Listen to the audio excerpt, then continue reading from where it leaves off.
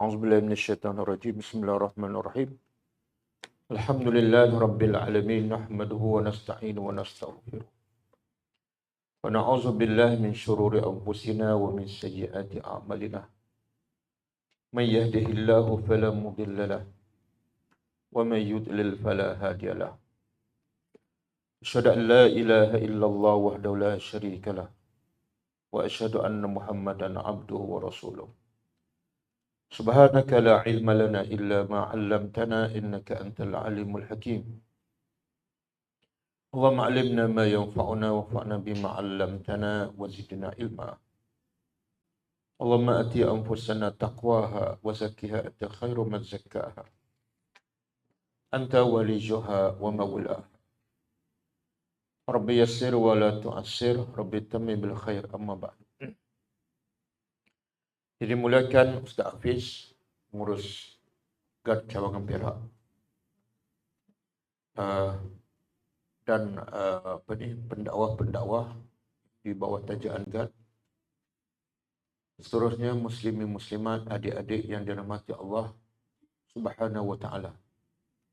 Assalamualaikum warahmatullahi wabarakatuh. Okey, saya berdiri di sini tak lama sebab selepas ini kita akan dengar pewaris saya yang akan menggantikan saya. Sebab itulah dakwah. Dakwah mesti berterusan walaupun pendakwah itu telah meninggal. Dakwah mesti berjalan. Caranya ialah kita sediakan para pelapis, pewaris. Bagaimana meninggalnya Rasulullah SAW tidak menghentikan dakwah, bahkan dakwah terus tersebar. Jadi insya-Allah lepas ni kita akan ada 4 pentazkirah. Jadi saya tak ambil masa lama lah untuk bagi peluang pada mereka supaya mereka lebih ke depan. Demi untuk masa depan dakwah yang insya-Allah lebih baik, lebih cemerlang insya-Allah. Jadi saya nak cakap sikit, kebetulan dekat kita sekarang di ambang Ramadan. Kita nak cakap apa Ramadan sebenarnya, kenapa Allah wajibkan Ramadan, kenapa Allah wajibkan puasa.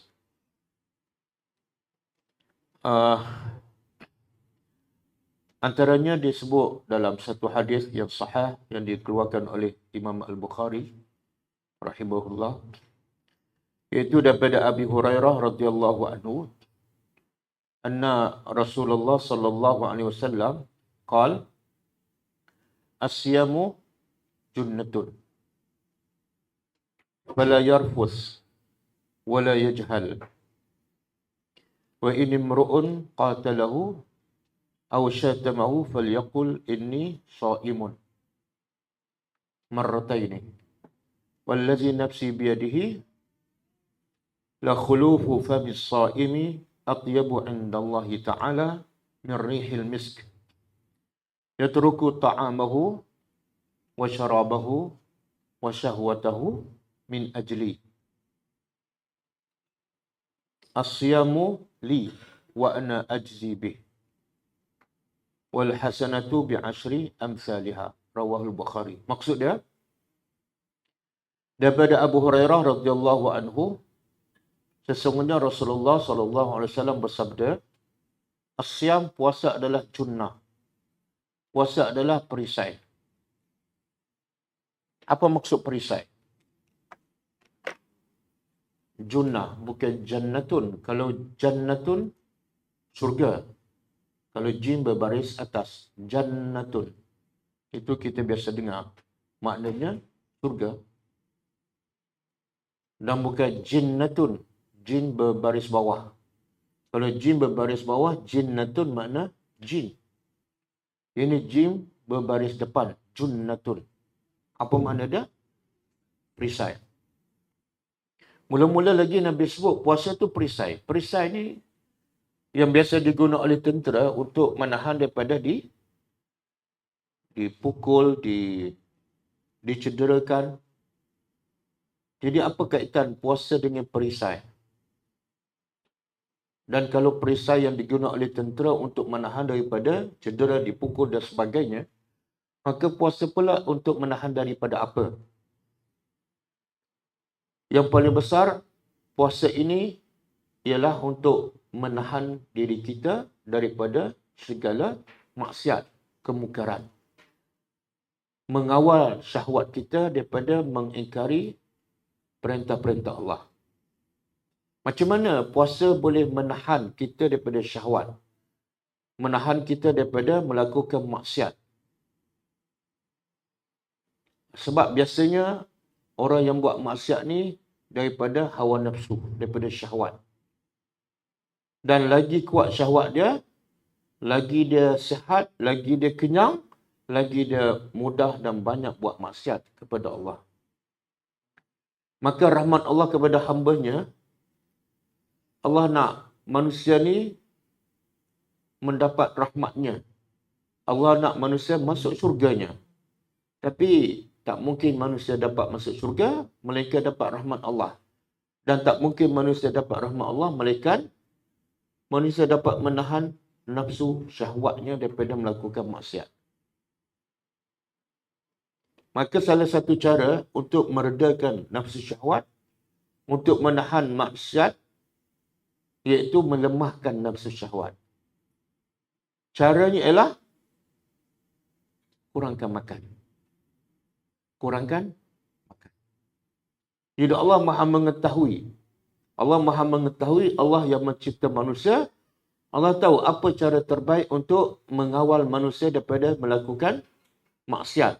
Iaitu kurangkan makan. Bila manusia kuat makan, selalu makan, dia nafsu jadi kuat. Bila nafsu jadi kuat, dia susah nak kontrol nafsunya. Susah nak tahan dirinya daripada melakukan maksiat. Jadi rahmatnya Allah pada kita, sayangnya Allah pada kita, Allah wujudkan satu ibadat supaya kita dapat kurangkan melakukan maksiat. Sebab Allah tahu, bila nafsu kita kuat, kita akan selalu melakukan maksiat. Dan bila kita selalu melakukan maksiat, kita akan jauh daripada rahmat Allah. Bila kita jauh daripada rahmat Allah, itulah musibah yang terbesar. Musibah terbesar ialah musibah dalam agama. Musibah terbesar ialah musibah dalam agama. Iaitu manusia sentiasa buat maksiat, sentiasa jauh daripada rahmat Allah. Itulah musibah yang terbesar. Jadi Allah nak manusia tidak jauh daripada rahmat. Maka Allah wujudkan satu ibadat, iaitu berpuasa. Sebab tu Nabi kata, puasa tu adalah perisai. Siapa yang suka membazir, dengan puasa tu melatih dia untuk tidak membazir. Tapi kalau kita tengok setiap kali bulan Ramadan, pembaziran yang paling banyak berlaku ialah di bulan Ramadan. Maknanya puasa tu macam tak berfungsi sebagai perisai. Seolah perisai tu dah roboh. Perisai tu dah pecah. Masuk bulan Ramadan, perisai tak ada. Semakin manusia buat dosa. Kenapa? Sedangkan dengan puasa tu sepatut manusia kurang buat dosa. Semakin dekat dengan Allah, semakin dekat dengan rahmat Allah. Tapi kalau kita lihat saban tahun, saban bulan Ramadan, manusia semakin banyak buat kesilapan, semakin banyak buat dosa. Khususnya di bulan Ramadan. Sekali kita tengok manusia semakin dekat dengan Allah bila masuk bulan Ramadan. Tapi bila tengok selepas Ramadan, walhasil beli asal. Jadi kenapa? Kenapa jadi macam tu? Maka sebab tu Nabi kata apa? Sambungan hadis ni, fala yarfus. Puasa adalah perisai. Fala yarfus. Maka jangan bercakap kotor. Jangan bercakap kotor. Ataupun jangan ketika berpuasa jangan bersama suami isteri. ataupun berjima.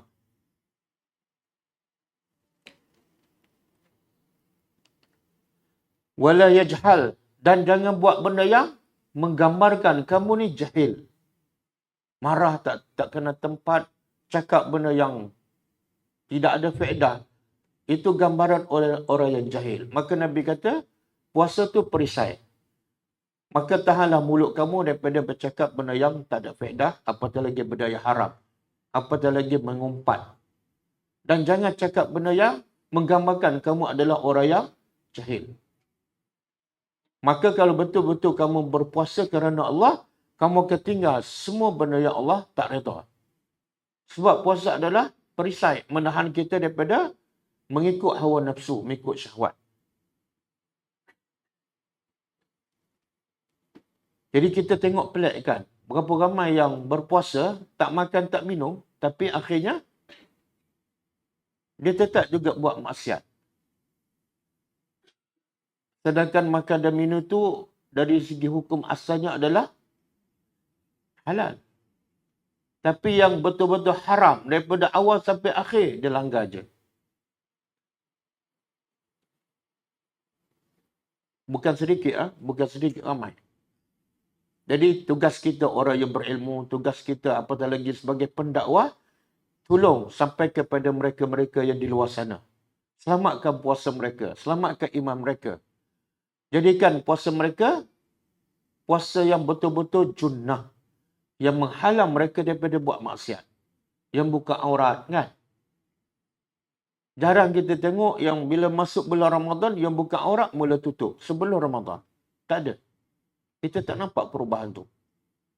Kalau ada yang sedar pun bukan sebab bulan Ramadan. Mungkin dia sedar sebelum tu ataupun di lain waktu. Kenapa? Sepatutnya kalau puasa tu sebagai junnah, sebelum Ramadan dia kena berhenti dah segala buat perkara-perkara yang haram yang biasa dia buat. Tapi kita tengok pada zahirnya benda tu tak berlaku. Apa sebab? Apa sebab?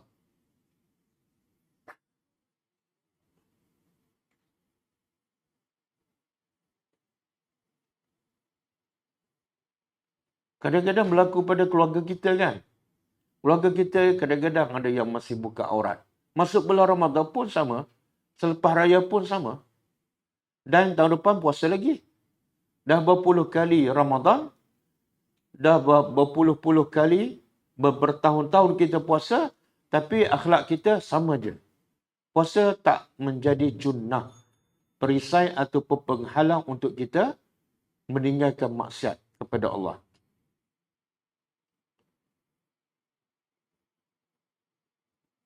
Lepas tu dalam hadis yang lain Nabi kata apa? Man lam yada' qawla zur wal amala bihi wal jahla bihi falaysa lillahi hajatun an yada'a ta'amahu wa syarabahu.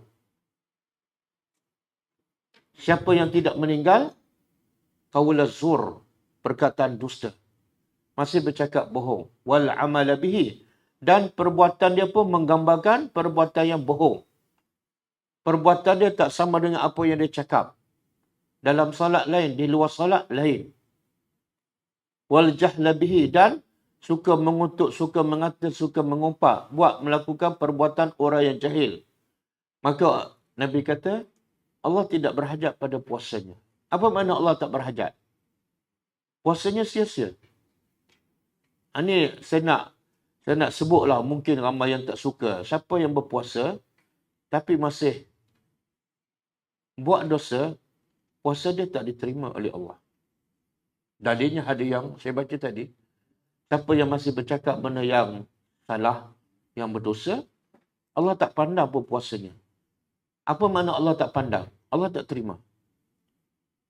Puasa tapi masih buka aurat. Puasa tapi masih merokok. Kan? Puasa masih mengumpat. Puasa masih bercakap bohong. Puasa masih menipu. Allah tak terima puasanya. Jadi tanggungjawab kita ialah tolong sampaikan kepada mereka hakikat puasa yang sebenar.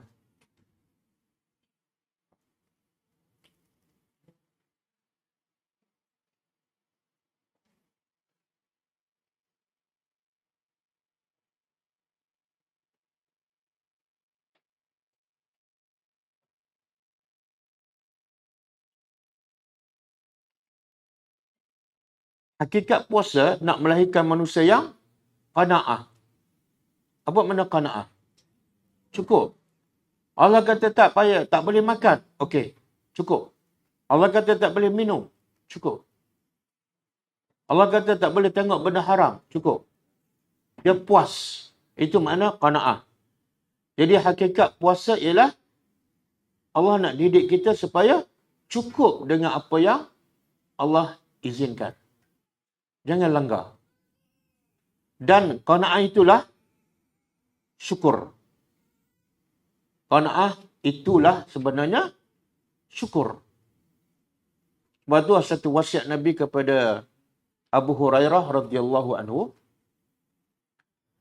Wasiat Nabi kepada Abu Hurairah radhiyallahu anhu, kun qani'an takun ashkaran nas. Jadilah kamu orang yang sentiasa rasa cukup dengan apa yang Allah bagi, dengan apa yang Allah takdirkan, maka kamu akan jadi ashkaran nas, orang yang paling bersyukur pada Allah. Saya ulang, kun qani'an takun ashkaran nas. Jadilah orang yang qani'an, yang sentiasa rasa cukup. Apa yang Allah takdir, alhamdulillah. Semuanya alhamdulillah. Maka kata Nabi kepada Abu Hurairah, kamulah orang yang paling bersyukur kepada Allah. Tak merungut. Allah kata tak boleh makan, okey. Allah kata jangan tengok benda haram, okey. Allah kata jangan dengar benda haram, okey. Allah kata mulut jaga, okey. Itulah hakikat puasa, iaitu qanaah. Dan qanaah itulah hakikat bersyukur. Bersyukur.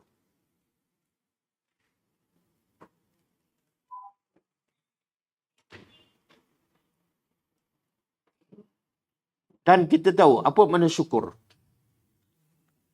Syukur ialah mentaati perintah Allah. Dan salah satu tujuan kita berpuasa ialah yang Allah sebut dalam surah Al-Baqarah kan, la'allakum tattaqun. Semoga kamu bertakwa. Jadi takwa ialah buat apa yang Allah suruh dan tinggal apa yang Allah larang. Dan itulah makna syukur. Dan hakikat syukur yang sebenar ialah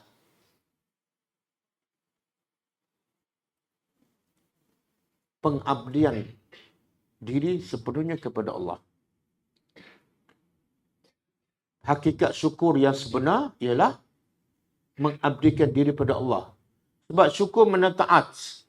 Dan taat itu juga adalah takwa. Takwa buat semua yang Allah suruh. Dan tinggal semua yang Allah larang. Itulah pengabdian. Sebab itu juga kata satu wasiat daripada Nabi kepada Abu Hurairah radhiyallahu anhu, ittaqi al-maharim takun a'budan nas. Takutlah benda yang haram. Jangan takut bak lapar sahaja, tak minum, tak makan. Tapi yang haram lain kamu buat. Kamu bukan hamba Allah yang sebenar. Kamu adalah hamba nafsu. Kamu tinggal makan sebab nafsu. Bukan kerana Allah. Kalau kamu tinggal makan kerana Allah, makan tu asalnya sunat. Maka yang betul-betul haram, kamu kena tinggal. Kalau betul, kamu tinggal makan kerana Allah. Sebab tu Nabi pesan, takutlah benda yang haram. Pasti semua benda haram. Jangan berlakon di bulan Ramadan. Yang Allah kata haram makan, kamu tinggal. Yang Allah kata haram buka aurat, kamu buka. Yang Allah kata haram minum di bulan Ramadan siang hari, kamu tinggal. Yang Allah kata haram mengumpat, kamu tak tinggal. Itu bukan hakikat puasa yang sebenar. Okey? Jadi hakikat syukur yang sebenar ialah mengabdikan diri sepenuhnya kepada Allah dengan meninggalkan benda yang haram. Ittaqi al-bahari takun a'budan nas. Takutlah benda yang haram semua sekali. Bukan makan dan minum sahaja. Maka kamu akan menjadi hamba Allah yang paling baik. Okey. Kemudian Nabi pesan lagi, wa inni mru'un qatalahu aw syatamahu falyaqul inni sha'ib. Tengok proses puasa. Kalau ada orang kutuk kamu, maki kamu, marah kamu, maka hendaklah kamu kata, sebenarnya itu latihan apa? Bukan nak latih kita cakap aku berpuasa, bukan. Sebenarnya itu latihan untuk kita sabar. Bila orang marah je, terus sabar. Itu juga puasa adalah junnah. Menahan kita daripada marah. Jangan kita kata, ini saim. Tapi, tunggu lepas raya. Tak.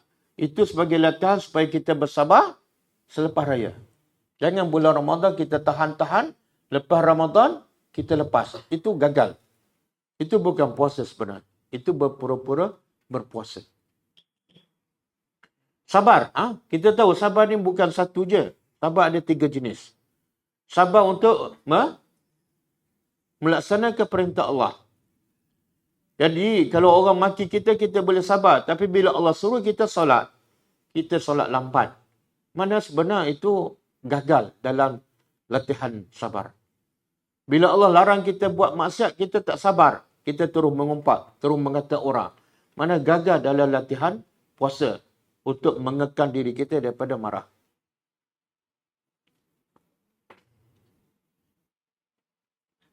Kemudian Nabi sebut apa lagi?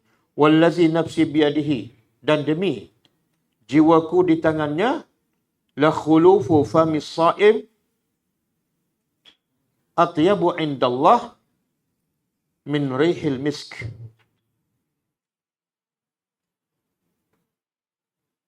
Nabi bersumpah, demi jiwaku yang di tangannya, pastilah mulut orang yang berpuasa lebih wangi daripada bau kasturi. Semua kita tahu. Kita biasa dengar setiap kali bulan Ramadan orang baca hadis ni. Tapi apa maksud hadis ni?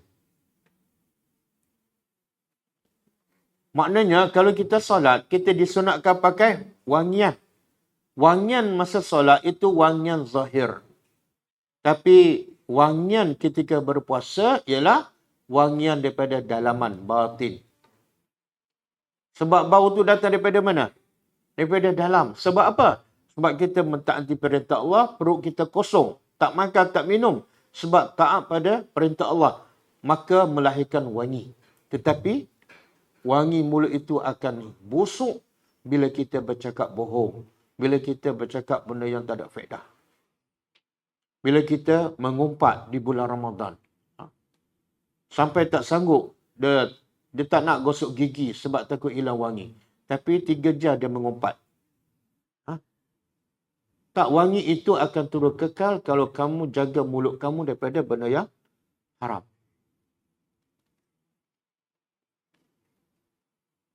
Okey, kemudian Nabi kata apa lagi? Yatruku ta'amahu wa syarabahu wa syahwatahu min ajli. 3 benda Nabi kata.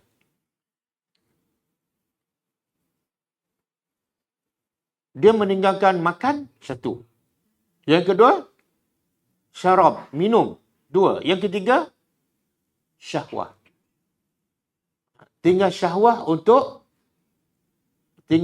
daripada melakukan benda yang haram. Jadi biasa orang kita, dia faham puasa ni tinggal 2 benda je. Tinggal makan dan minum. Tak, Nabi sebut 3. Tinggal makan, tinggal minum dan tinggal syahwat. Syahwat nak buat benda haram. Syahwat nak tengok benda haram. Syahwat nak cakap benda yang tak ada faedah. Syahwat nak mendengar benda yang haram. Syahwat nak beli benda yang membazir. Maka Nabi puji, dia meninggal tu semua kerana Allah. Bukan tinggal makan kerana Allah. Tinggal minum kerana Allah. Tapi membazir, dia tak tinggal pun. Maka sebenarnya semua tu bukan kerana Allah. Kalau dia tinggal semua kerana Allah, semua sekali dalam kehidupan dia, kena pastikan dia tinggal. Ya Allah tak redha.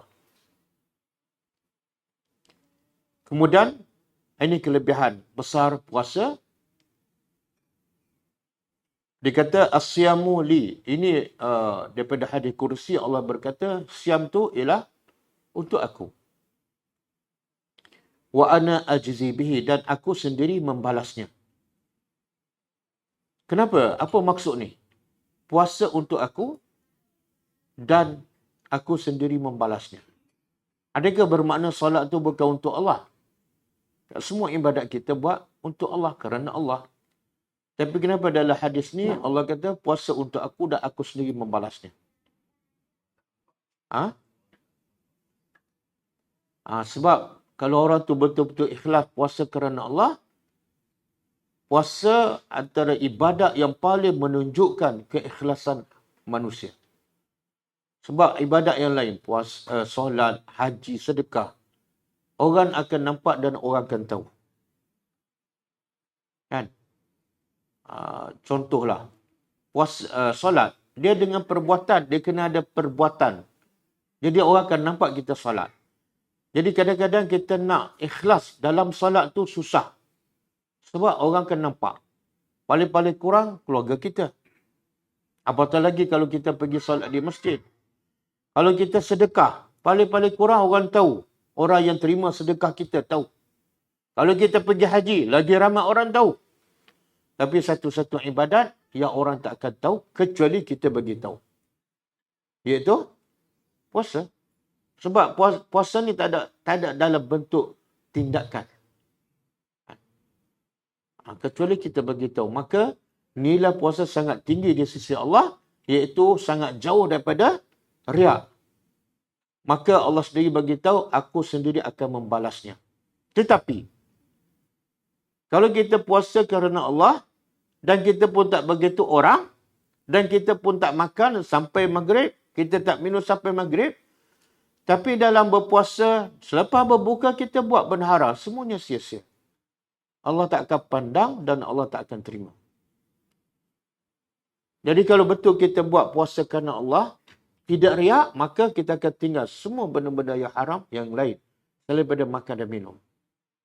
Bahkan ulama mengatakan, siapa yang tinggal makan dan minum ketika berpuasa, tapi masih buat benda haram yang lain, masih buka aurat, masih merokok, masih mengumpat, masih bercakap bohong, sebenarnya dia ni macam buat benda yang sunat tapi tak buat benda yang wajib. Dia solat sunat raya tapi tak solat subuh. Ada makna tak? Samalah orang tinggal makan, tinggal minum. Benda tu asalnya halal. Tapi benda yang betul-betul haram 24 jam dia tak tinggal. Tak ada makna. Jadi tolong muhasabah diri kita dan tolong bagi tahu pada keluarga kita, bagi tahu pada mad'un kita supaya puasa mereka tak sia-sia.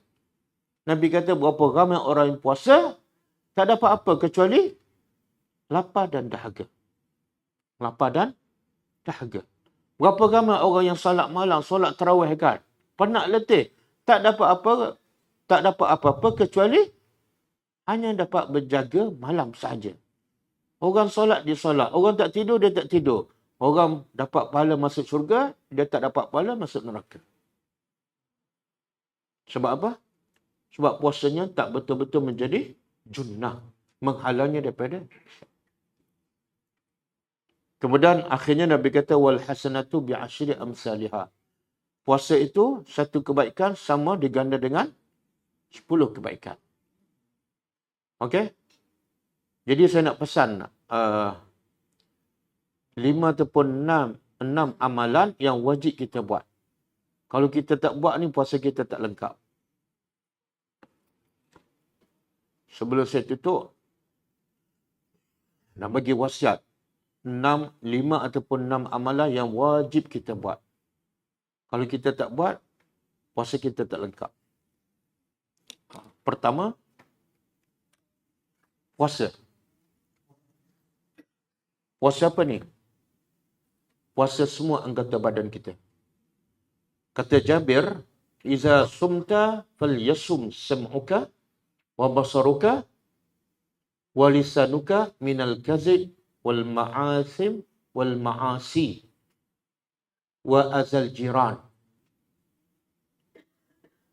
Fala yakunu yaumu saumika wa yaumu fitrika sawa'un." Maksudnya kata Jabir, bila kamu berpuasa, hendaklah berpuasa lidah engkau daripada bercakap bohong, hendaklah berpuasa mata engkau daripada melihat benda haram, hendaklah berpuasa telinga engkau daripada mendengar benda haram, daripada semua sekali maksiat. Dan jangan jadikan hari engkau berpuasa dengan hari engkau berbuka sama. Apa maksud dia? Masa kamu tak berpuasa, kamu cakap bohong. Masa berpuasa pun cakap bohong. Masa kamu tak berpuasa, kamu membazir. Masa kamu berpuasa pun membazir juga. Jangan jadikan sama. Jadi yang wajib pertama kita buat ialah puasa seluruh anggota badan kita. Yang kedua, qiyamul lail. Qiyamul lail, solat malam.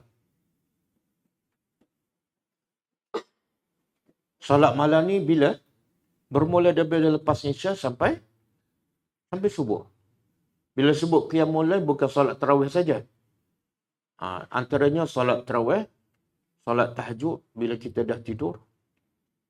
Jadi amalan kedua wajib kita buat di bulan Ramadan khususnya ialah solat malam. Kenapa? Sebab Nabi janji dalam 3 hadis.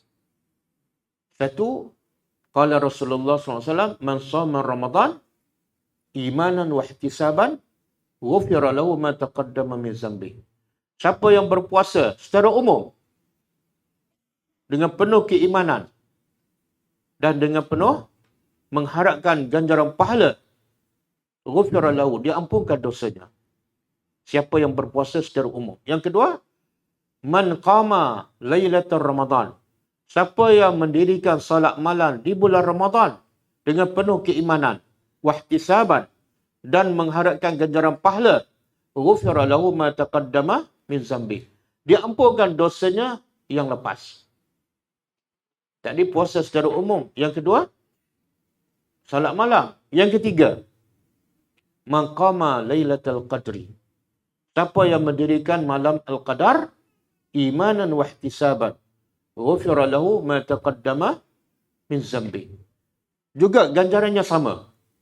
Siapa yang mendirikan, ini khusus. Bukan salat malam saja, tapi Lailatul Qadri, malam Al-Qadar. Maka diampunkan dosanya yang dulu. Tiga amalan. Satu puasa, satu salat malam, yang ketiga Lailatul Qadar. Dan balasannya sama, iaitu diampunkan. Menunjukkan apa tu? Ganjaran terbesar di bulan Ramadan ialah keampunan Allah. Dan sebab itulah Nabi sebut dalam satu hadis yang kita biasa dengar, raghima anfi rajulain adraka Ramadan fala yughfadahu.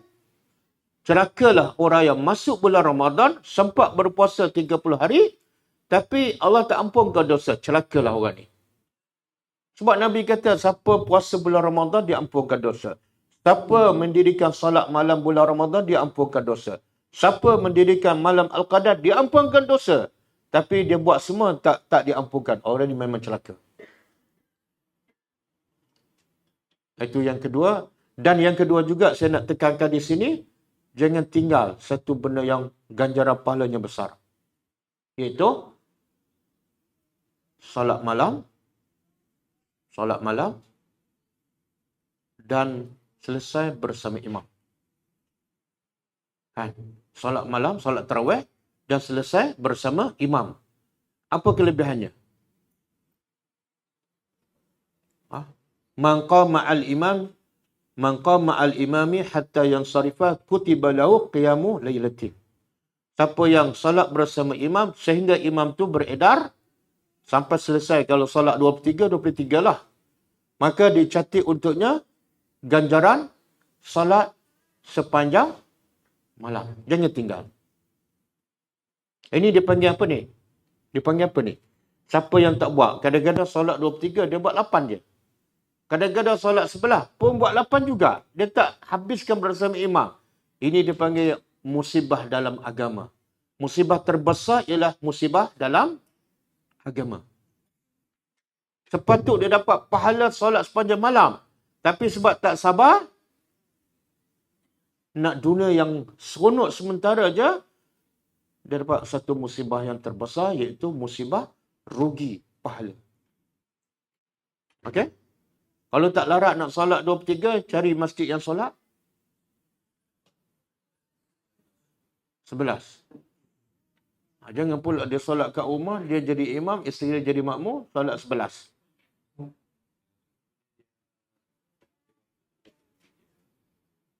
Kalau dia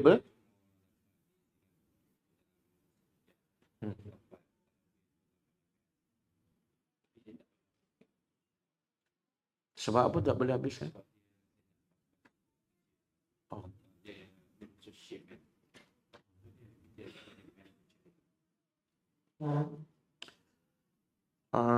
Kalau dia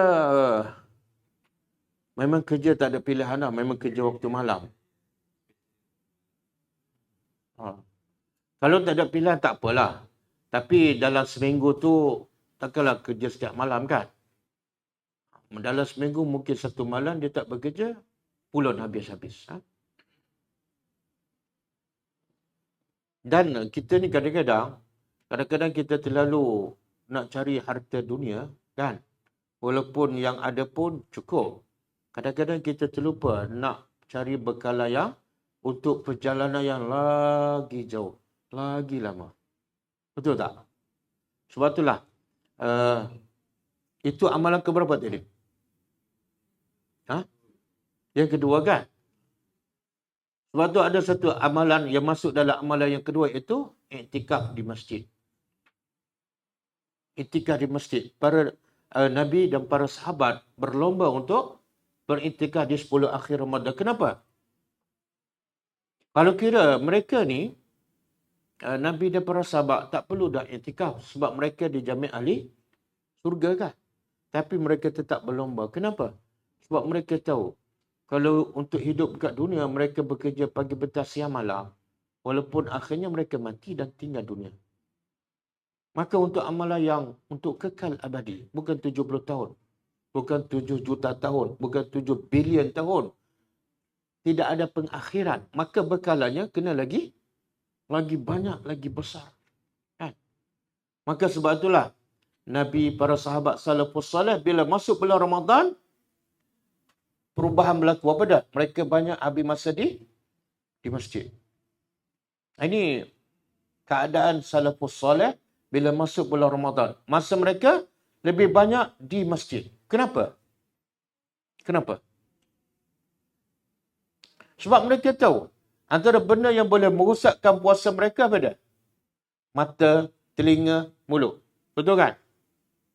Yang boleh merosakkan, membatalkan, bahkan boleh membatalkan puasa dia, mata, telinga, mulut. Macam mana cara nak elakkan?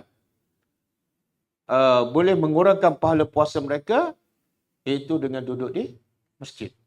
Bila di masjid, dia tak akan tengok benda yang haram. Bila di masjid, dia tak akan cakap benda yang sia-sia. Bila di masjid, dia tak akan mendengar benda yang lara. Nak jaga kualiti puasa tu. Dan kemuncaknya, Nabi dan para sahabat di 10 akhir mereka iktikaf di masjid. Okey. Boleh ha?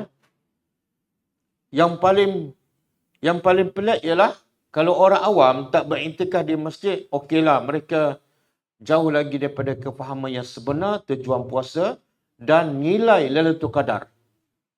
Tapi kalau pendakwah, orang yang berilmu pun tak beriktikaf di 10 akhir Ramadan, satu benda yang sangat menyedihkan dan tak patut berlaku. Kenapa tak patut berlaku? Sebab orang macam Nabi kan, dah dijamin surga. Orang pertama masuk surga, surga paling tinggi. Tapi Nabi tak pernah meninggalkan iktikaf 10 akhir Ramadan setiap tahun. Kita ni tak ada jaminan ahli surga. Boleh masuk ke tak? Kalau masuk tingkat berapa tak tahu. Tiba-tiba kita tak pulun untuk beriktikaf, merancang untuk beriktikaf di 10 akhir Ramadan. Satu benda yang sangat pelik. Okey? Jadi kita sebagai pendakwah, yang pertama kena tunjuk contoh. Okey. Boleh ha? Jadi amalan kedua yang wajib kita tekan di bulan Ramadan ialah qiyamul lail. Jangan tinggal. Kalau boleh ambil cutilah. Demi untuk syurga yang kekal abadi. Yang ketiga, yang keempat ialah sedekah. Sedekah. Khususnya bagi makan. Bagi makan orang miskin berbuka puasa. Kenapa? Sebab Nabi sebut siapa yang memberi makan kepada orang berbuka, dia akan dapat pahala seperti orang yang berbuka tu. Tanpa dikurang sedikit pun. Dan kita akan dengar hadis daripada adik-adik kita nanti, Nabi suka bersedekah. Tapi bila masuk Ramadan, lagi laju. Sebab sedekah bulan Ramadan berbeza sedekah di bulan Ramadan. Yang salah bila sebelah bulan kita tak bersedekah. Bulan Ramadan baru mula bersedekah. Itu bukan sunnah Nabi. Okey? Kemudian kita nak bagi orang berbuka ni, kata ulama, bukan mesti kita bagi masa dia berbuka sahaja. Pahala kita bagi pada orang berbuka, bukan mesti masa berbuka sahaja. Kita boleh bagi makan selepas tarawih. Kita boleh bagi makan masa tengah malam. Itu termasuk bagi makan pada orang yang berpuasa. Jadi jangan semua nak bagi waktu berbuka sampai membazir. Kita pergi rumah asnaf seorang kan, satu hari kita cari rumah asnaf seorang. Dan yang paling utama kita bagi bantuan untuk berbuka ialah rumah asnaf. Dia sahabat Nabi, Abdullah bin Umar, bila dia nak berbuka, ada orang datang meminta. Dia ambil makanan dia bagi pada asnaf, pada orang miskin. Dan dia tak ada makanan. Akhirnya, dia sambung puasa. Ini keadaan sahabat Nabi sangat biasa.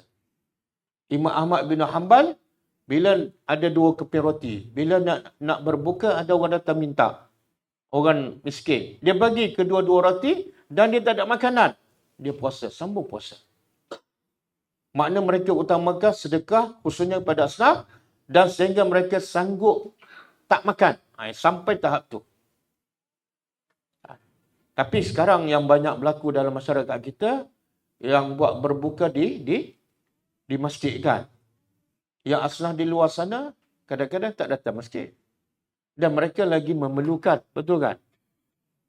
Ini benda yang kita kadang-kadang, bukan kadang-kadang, memang terlepas pandang lah. Bila masuk bulan Ramadan, kita kadang-kadang fokus di masjid sahaja. Sedangkan orang miskin dengan Nabi tak boleh dipisahkan. Orang miskin dengan Nabi tak boleh dipisahkan. Bahkan masjid Nabi penuh dengan ahli sufah. Sahabat Nabi yang hebat pun ramai terdiri pada ahli sufah. Tak boleh dipisahkan. Bahkan Nabi ajar kita baca doa. Doa apa? Allahumma inni as'aluka fi'lal khairat wa tarkal munkarat wa hubbil masakin. Ya Allah. Doa, dalam doa Nabi ajar. Ya Allah, aku mohon pada engkau untuk fi'lal khairat. Untuk buat benda yang baik. Buat benda yang makruf. Bantulah aku, bagilah kekuatan. Untuk aku sentiasa buat benda yang baik. Dan watarkal munkarat. Aku mohon pada engkau untuk aku tinggal pada benda yang haram. Khususnya di bulan Ramadan. Bagi kekuatan. Dan yang ketiga, aku mohon pada engkau supaya hubbal masakin. Aku sentiasa cinta pada orang miskin.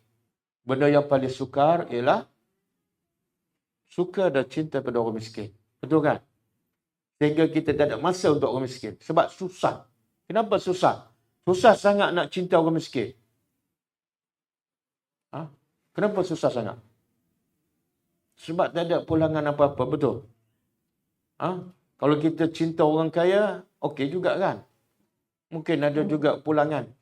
Tapi nak cinta orang miskin, penat dah lah, jauh. Rumah sempit, panas. Lepas tu kena bagi lagi, bukan dapat, kena bagi. Siapa nak cinta? Maka sebab benda tu sukar, Nabi ajar kita minta doa kepada Allah supaya bagi hati kita cinta pada orang miskin. Kalau tak ada cinta, kita tak akan cari orang miskin walaupun sebelah rumah kita. Okey? Sedekah. Yang ke apa dia? Yang kelima, amalan kelima yang wajib buat, ini paling besar dan utama, iaitu baca dan tadabbur Al-Quran setiap hari. baca dan tadabbur Al-Quran setiap hari. Kalau nak khatam, boleh. Kalau dapat khatam sekali pun okey. Sebab Nabi kalau ikut hadis, Nabi khatam bulan Ramadan berapa kali? Ha? Nabi khatam bulan Ramadan berapa kali? Disebut dalam hadis sahih, setiap kali bulan Ramadan, Jibril datang dan mudarasah bersama dengan Nabi sekali. Setiap kali bulan Ramadan, Nabi murajaah Al-Quran dengan Jibril sekali, kecuali tahun akhir Nabi wafat 2 kali. 2 kali khatam.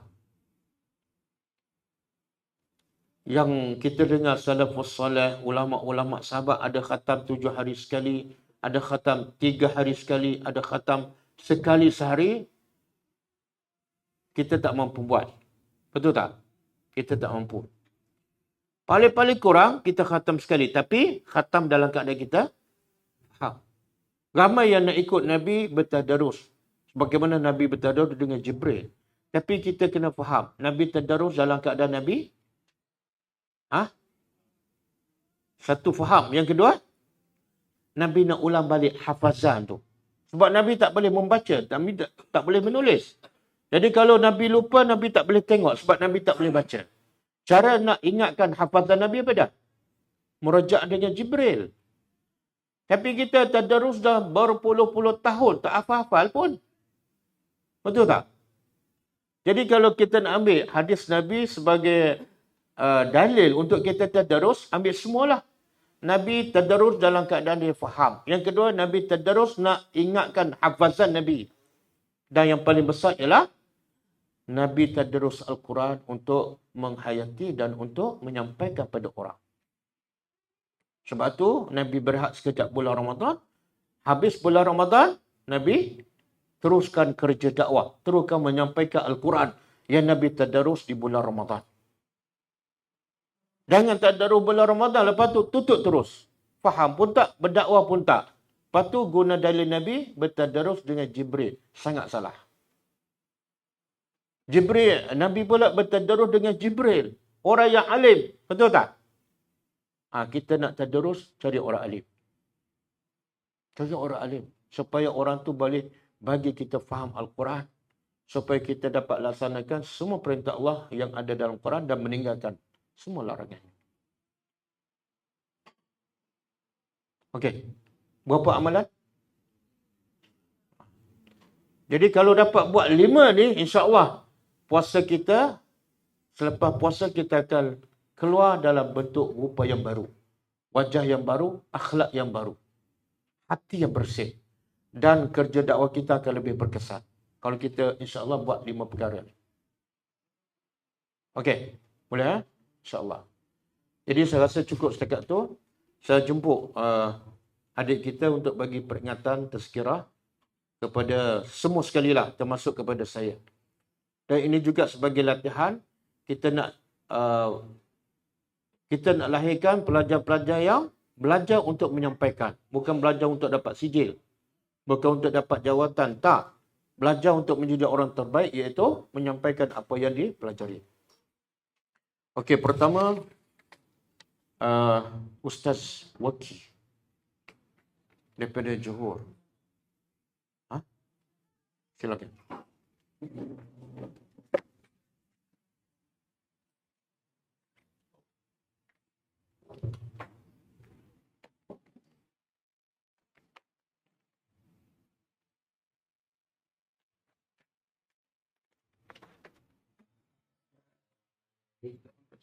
Assalamualaikum warahmatullahi taala wabarakatuh.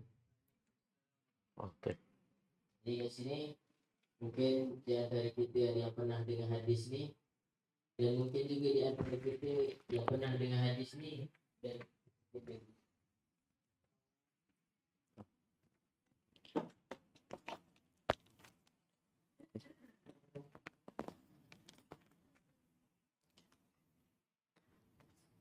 belum boleh.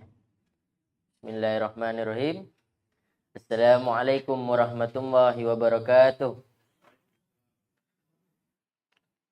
Jadi kat sini saya nak kongsi satu hadis yang mana mungkin di antara kita ada yang pernah dengar hadis ni, dan mungkin juga di antara kita ada yang pernah dengar dan mungkin juga dia lupa. Jadi kat sini saya nak ingatkan balik ah. An Abdullah bin Abbas radhiyallahu anhuma qala Rasulullah sallallahu alaihi wasallam kana Rasulullah sallallahu alaihi wasallam ajwadun nas. Daripada Abdullah bin Abbas dia berkata, dahulu Rasulullah sallallahu alaihi wasallam ni seorang yang pemurah kepada manusia. Yang kita tahu, perkataan ajwadu ni asal daripada al-jud, iaitu pemurah. Dan Nabi ni pemurah kepada sesiapa sahaja yang berhajat. Walaupun kita tahu keadaan Rasulullah sallallahu alaihi wasallam ni, kalau nak bandingkan dengan kehidupan kita, siapa yang lagi senang? Kita lah. Kalau nak dibandingkan dengan zaman Rasulullah yang hidupnya dengan sederhana. Tapi Nabi lebih pemurah kepada manusia. Dan Nabi bagi sampai habis. Dan sekiranya ada orang yang meminta, bukan Nabi dah tak nak bagi, tapi dah habis. Tapi kita ni, kan, kalau nak dibandingkan dengan zaman Nabi, kita boleh juga jadi pemurah. Dan Abdullah bin Abbas kata, Nabi ni pemurah sepanjang masa. Tetapi, walakin ajwadu ma yakunu fi Ramadan. Nabi ni lebih pemurah bila masuk dalam bulan Ramadan. Bermakna apa? Dalam setahun tu 11 bulan Nabi pemurah. Tapi bila masuk dalam bulan Ramadan, Nabi lebih pemurah. Tapi manusia sekarang dia pemurah bila? Bila masuk bulan Ramadan. Dia pun baru nak bersedekah. Baru nak jadi pemurah dan sebagainya. Dan kalau nak ikut sunnah, jadi pemurah sepanjang masa. Yang 11 bulan tu kita jadi pemurah. Bahkan kalau nak kata sedekah ni, bukan dari segi bab duit saja. Kita bantu orang, kita niat sedekah. Kita sedekah tenaga kita kepada orang, itu pun kita sedekah. Walaupun kita tak ada benda nak bagi. Dan bila Nabi jadi lebih pemurah dalam bulan Ramadan. Sambungan hadis, hina yalqahu Jibril. Ketika Nabi berjumpa dengan malaikat Jibril alaihissalam. Setiap kali bulan Ramadan, Nabi berjumpa dengan Jibril alaihissalam. Tapi bila? Wa kana yalqahu fi kulli lailatin min Ramadan. Nabi berjumpa dengan malaikat Jibril pada bulan Ramadan waktu malam, setiap malam. Dan kita tahu tak apa yang Nabi dengan malaikat Jibril ni buat setiap malam? Tahu? Sambungan hadis dia, fayudarisuhul Quran. Nabi bertadarus dengan malaikat Jibril. Dan kat sini kita dapat satu pengajaran bahawa sekiranya kita nak bertadarus dengan orang yang alim. Nabi bertadarus dengan malaikat yang alim. Tapi orang kita ambil bahagian ni je, tadarus Al-Quran. Pengajarannya kita tak ambil. Kemudian Rasulullah sallallahu alaihi wasallam ajwadu bil khairi minar rihil mursalah. Rasulullah sallallahu alaihi wasallam ni lebih pemurah dengan kebaikan daripada angin yang diutus. Makna apa? Nabi ni pemurah. Nabi pemurah dan dia suka bantu orang, lebih laju daripada angin. Yang kedua, bila rahmat angin ni turun, angin ni datang kepada siapa? Dan siapa yang akan rasa angin ni? Adakah orang-orang yang beriman sahaja? Adakah orang yang beriman sahaja kena angin? Tak. Maka bila rahmat angin ni datang kepada kita, bermakna semua orang lah yang kena. Macam tu juga Nabi. Betapa rahmat dan kepemurahannya Nabi ni akan dirasai oleh semua orang. Tak kira lah orang kafir, orang Islam, kanak-kanak, semua akan rasa. Okay, habis. Hadis ni diriwayatkan oleh Bukhari. Dan dalam hadis ni ada beberapa pengajaran. Pengajaran dia yang pertama ialah orang yang bijak ialah orang yang paling banyak bersedekah di dunia. Lagi banyak dia bersedekah di dunia, lagi banyaklah saham dia di akhirat. Dan bila dia bersedekah, sebenarnya dia sedang membuat simpanan dia di akhirat. Kita nak simpanan kita dalam bank berjuta-juta, yang tak lama pun kita kat dunia ni. Dan kita tahu kita akan mati. Tapi ke akhirat yang kekal abadi, takkan kita tak nak buat simpanan. Buat pun ala kadar.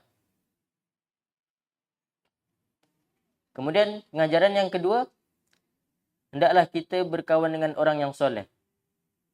Nabi bertadarus dengan malaikat Jibril.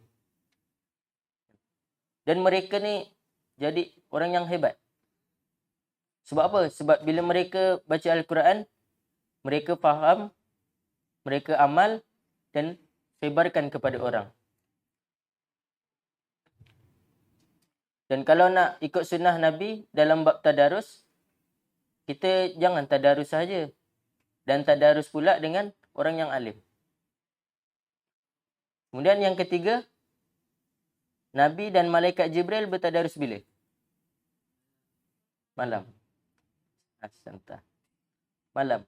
Sebab apa malam? Okay. Malam adalah waktu yang tenang. Waktu urusan dunia kita dah habis. Jadi waktu malam lah paling mudah, paling senang untuk kita memahami ayat-ayat Allah. Jadi kalau kita nak dapat pahala khatam saja, bila-bila masa boleh. Pagi kita boleh baca Quran, tengah hari, petang. Tetapi Al-Quran ni pahala dia jauh lebih besar daripada pahala khatam Al-Quran. Iaitu apa dia? Syifa. Penawar kepada hati kita. Untuk bagi ketenangan dan kefahaman. Dan Allah berfirman di dalam surah Hud. Di dalam surah Yunus. Allah berfirman, Ya ayyuhan nas, qad ja'atkum mau'izatum min rabbikum wa shifaa'un lima fis sudur wa hudan wa rahmatul lil mu'minin. Wahai manusia. Allah panggil kita. Manusia. Umum. Allah nak bagi tahu apa? Qad ja'atkum. Sesungguhnya telah datang kepada kamu pengajaran yang besar. Iaitu Al-Quran. Dari Tuhan kamu. Apa dia? Apa fungsi Al-Quran ni? Wa shifa'ul lima fis sudur. Penawar bagi apa yang ada di dalam hati. Dan bukan itu sahaja. Wa hudan wa rahmatul lil mu'minin. Petunjuk dan rahmat bagi orang-orang yang beriman. Jadi dalam Al-Quran ni banyak cerita tentang sedekah dan umum. Jadi sebelum saya akhiri kata-kata saya nak habiskan dengan satu hadis. An Uqbah bin Amir radhiyallahu an qala Rasulullah sallallahu alaihi wasallam kullu mri'in fi dhilli sadaqatihi hatta yaqdi bainan nas. Setiap orang yang bersedekah akan berada di naungan pada hari akhirat.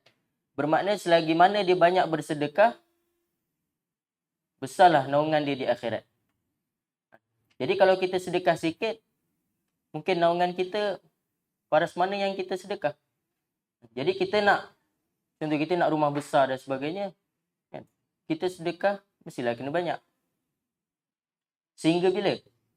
Hatta yaqdi bainan nas. Sehinggalah Allah SWT bagi balasan kepada manusia ini. Kemudian qala Yazid. Yazid berkata, Fakana Abu Mursad la yaqta'uhu yaumun illa wa tasaddaqa fihi bi syai'in walau ka'kah au bisalah.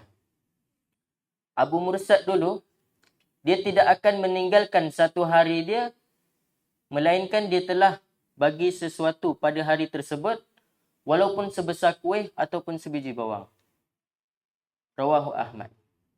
Jadi, begitu ambil beratnya para sahabat ni tentang bersedekah. Jadi kalau kita ada perasaan ambil berat tentang sedekah, kita jadi macam para sahabat.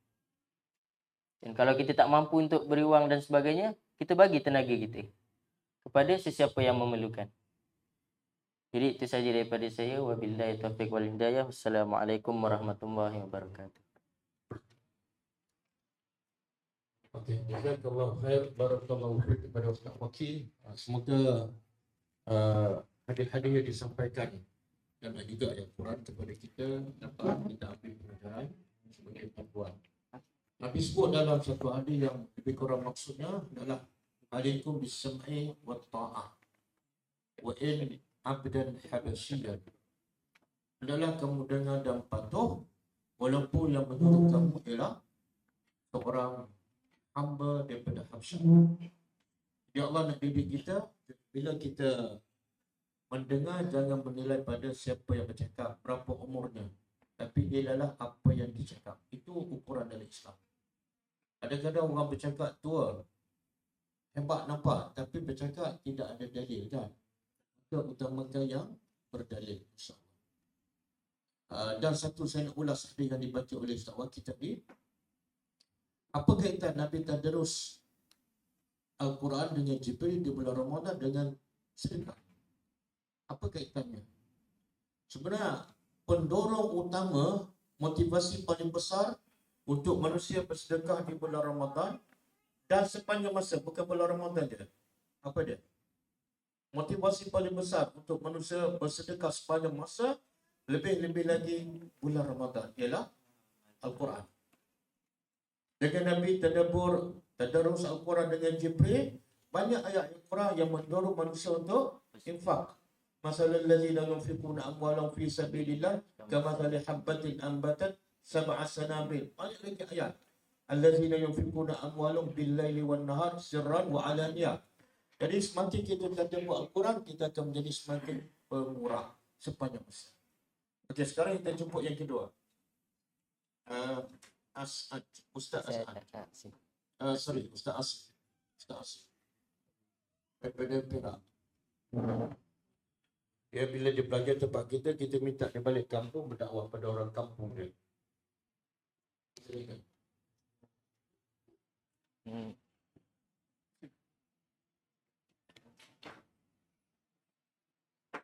Bismillahirrahmanirrahim. Assalamualaikum warahmatullahi wabarakatuh. Innal hamdalillah nahmaduhu wa nastaghfiruh wa na'udzu billahi min syururi anfusina wa min sayyiati a'malina. Man yahdihillahu fala mudhillalah wa man yudlil fala hadiyalah. Insya-Allah hari ini saya nak sampaikan satu hadis Nabi Muhammad sallallahu alaihi wasallam yang mana kata Imam Nawawi rahimallahu taala, yang mana hadis ini mengandungi asas penting dalam agama Islam dan benda-benda penting dalam kita beragama. Okey, insya-Allah kita mulakan. Bismillahirrahmanirrahim. An Abi Malik Al-Haris bin Asim Al-Ash'ari radhiyallahu taala anhu. Qala Rasulullah sallallahu alaihi wasallam, at-tuhuru syatrul iman. Bersuci adalah sebahagian daripada iman. Di sini ulama memberikan at-tuhur kepada dua makna. Yang pertama, at-tuhur ini membawa makna berwuduk. Berwuduk adalah sebahagian daripada iman dan sebahagian lagi adalah solat. Dan yang kedua, makna kedua at-tuhur ni adalah dari sudut akidah adalah takhallin, iaitu mengeluarkan apa sahaja segala jenis kesyirikan, kekufuran, cinta akhirat, maksiat dan benda yang Allah tak sukai, dan sebahagian lagi adalah tahallin, iaitu memasukkan tauhid, akidah, cinta akhirat, Al-Quran, sunnah. Barulah keimanan kita lengkap. Dia ibarat macam contohnya dalam satu botol ni terdapat ada air kotor kan. Air kotor tu kita kena bersihkan dulu, barulah kita boleh masukkan air yang bersih. Macam tu juga iman. Dan antara punca seorang itu susah melakukan ibadat, susah nak bangun malam, disebabkan masih ada dalam diri dia sifat mazmumah. Okay, kemudian alhamdulillah tamla'ul mizan wa subhanallah walhamdulillah tamla'ani au tamla'u ma bainas sama'i wal ard. Dan ucapan alhamdulillah dapat memenuhi timbangan mizan. Dengan kita mengucapkan zikir yang sangat ringkas, alhamdulillah dapat memenuhi timbangan mizan. Subhanallah, rahmat Allah yang sangat luas dengan kita mengucapkan lafaz yang pendek tapi dapat memenuhi timbangan mizan. Dan subhanallah dan alhamdulillah dapat memenuhi apa di antara langit dan di bumi. Yang mana kita tahu subhanallah alhamdulillah ni ucapan yang ringkas tapi memenuhi apa yang di langit dan di bumi. Yang mana kita tahu langit dan bumi ada 7 lapis bumi, 7 lapis langit. Subhanallah.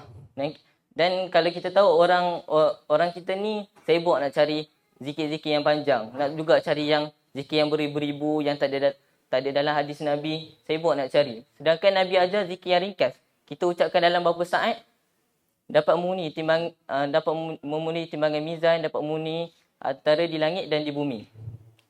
Dan kemudian wassalatun nur. Solat ni adalah merupakan sumber ketenangan kepada manusia. Yang mana bila kita solat kita rasa tenang. Kalau kita tak rasa tenang tu maknanya kita ada masalah dalam kita berzikir tadi. Contohnya kita zikir ni kita tak faham apa maksud zikir yang kita tengah zikir. Ataupun kita zikir sambil lewa, kita zikir sambil ngantuk ke dan sebagainya. Merupakan kalau kita zikir tu tak khusyuk ke apa, boleh jadi solat kita tu tak khusyuk. Dan was-sadaqatu burhan. Sedekah tu adalah burhan. Sedekah tu adalah bukti. Bukti apa? Bukti keimanan seseorang. Yang mana kalau kita tahu manusia ni paling manusia sayang apa benda? Harta, betul. Manusia ni paling sayang harta. Yang mana Nabi kata kalau kita ni betul-betul beriman kepada Allah Subhanahu Wa Taala, kita sanggup infakkan harta kita di jalan Allah. Dan sedekah ni sendiri, asal perkataan sedekah ni iaitu daripada sedekah, iaitu membenarkan. Membenarkan apa? Membenarkan hati-hati kita. Yang mana kita tahu kalau sedekah satu dapat berapa? Kalau kita sedekah satu dapat 700. Banyak dalil-dalil dalam Al-Quran dan hadis yang mana kalau kita bersedekah dapat lebih. Tapi betulkah hati kita ni percaya bahawa kita yakin bahawa hadis-hadis Nabi, dalil-dalil Al-Quran ni betul? Dan wasabru dia. Dan sabar ni adalah cahaya. Tadi solat tu cahaya. Dan sabar tu pun cahaya. Apa beza nur dan dia? Siapa boleh beritahu? Betul. Dan ada dalil tak? Ya, tu panas. Okey, tak apa. Dalilnya di dalam surah Yunus ayat 5. Yang mana firman Allah Subhanahu Wa Taala, A'udzubillahi minasyaitonirrajim. Wallazi ja'ala asy-syamsa diya'an wal qamara nura. Kat sini Allah gunakan matahari ni dia, iaitu panas. Dan nur ni adalah qamar ni adalah nur. Yang mana dia ni maksudnya adalah cahaya yang sumber asasnya daripada matahari. Dan bulan pula adalah cahaya yang mana pantulan daripada matahari. Dan maksudnya kat sini bila kita nak bersabar ni kita rasa panas je. Dan bila solat tu kita rasa tenang. Itulah umpama sabar. Itu kita kena tahan sabar. Sebab tu Allah cakap dalam surah Az-Zumar ayat 10, innama yuwaffas sabiruna ajrahum bighairi hisab. Dan pahala sabar ni tiada hisab. Sebab Allah tahu manusia ni paling susah nak tahan sabar. Dan kemudian wal Qur'anu hujjatul laka aw alaika. Dan Quran akan menjadi, dia sama ada dua, peguam bela ataupun pendakwa. Yang mana kalau peguam bela ni bila mana kita beramal apa yang kita dah belajar dalam Al-Quran. Bukan waktu kita hafal, waktu kita hafazan Quran, tadarus ke, tapi bila kita beramal, dia akan menjadi peguam bela kita di akhirat kelak. Dan pendakwa pula apabila kita tak beramal dengan Al-Quran yang kita pernah belajar. Contohnya kita tak amalkan apa yang Allah suruh, apa yang Allah perintahkan. Kat situ dia akan menjadi pendakwa kita di akhirat kelak. Kemudian sambung, kullun nas yaghdu fabai'un nafsahu famu'tiquha aw mubiqha. Dan setiap manusia keluar pada waktu pagi. Kat sini kullun nas ni termasuk semua. Tak kisahlah kita ni orang kaya ke, orang miskin ke, datuk ke, tan sri ke, dia termasuk semua. Keluar pada waktu pagi, dia sama ada dua. Satu, famu'tiqha, itu dia menjual dirinya kepada nafsu ataupun azab Allah. Contohnya macam mana? Contohnya ada seorang ni dia pergi keluar kerja tapi dia tak berzikir, dia tak solat subuh. Maknanya dia telah menjual dirinya pada nafsu dan dalam masa sama dia membinasakan dirinya pada azab Allah Subhanahu Wa Taala. Dan yang kedua, aumu biqa, iaitu dia memerdekakan diri dia daripada nafsu dan azab Allah. Contohnya dalam rutin seharian dia mengikut semua perintah Allah. Contohnya dia keluar waktu subuh, dia solat jemaah, dia berzikir dan rutin seharian dia mengikut apa yang Allah perintahkan. Dia melakukan ketaatan kepada Allah Subhanahu Wa Taala. Dan itu adalah dan itu saja daripada saya, sedikit sebanyak dapat manfaat kepada hadirin dan hadirat, dan tambah lagi kepada diri yang berkata, wabillahi taufiq wal hidayah. Wassalamualaikum warahmatullahi wabarakatuh. Okay, jazakallahu khair wa barakallahu fiik kepada Ustaz Hasim. Dia Ustaz Hasim ni hafal 30 juzuk, insya-Allah. Tabarakallah. Ulasan tentang hadis yang dibaca oleh Ustaz Hasim, Allah nak bagi amalnya sebenarnya mudah je. Satu mudah, yang kedua ganjarannya besar. Hanya sebut subhanallah, memenuhi memberatkan mizan. Subhanallah tak sampai satu minit. Dan kalau dua, subhanallah walhamdulillah, ataupun alhamdulillah wa subhanallah, ganjaran mudahnya, ringkas dia, pendek dia. Tapi ganjarannya tamla'u baina as-sama'i wal ardh. Ganjarannya seumpama seluas langit dan bumi. Tapi dua perkataan nampak ringan, nampak mudah. Tapi kalau hati itu keras, dia tak akan terkeluar daripada dia. Sebab tu Allah puji antara ciri-ciri orang yang berakal ialah dia senantiasa berzikir kepada Allah dalam keadaan duduk, berdiri dan baring. Kalau dia berakal, dia akan kena Allah dan mudah nak keluar zikir, walaupun pendek atau berpantang. Tapi kalau hati itu keras, pendek macam mana zikir, ringkas macam mana pun, dia tak akan terkeluar. Semoga Allah beri kekuatan pada kita di bulan Ramadan untuk sentiasa berzikir kepada Allah, zikir pagi, zikir petang, dan zikir apa-apa sahaja yang ada dalam Al-Quran dan Sunnah Nabi SAW. Okey, kita jemput yang ketiga, Ustaz Amsal. Ustaz Amsal ni nampak macam besar, tapi umur ni baru 13 tahun. Betul kan?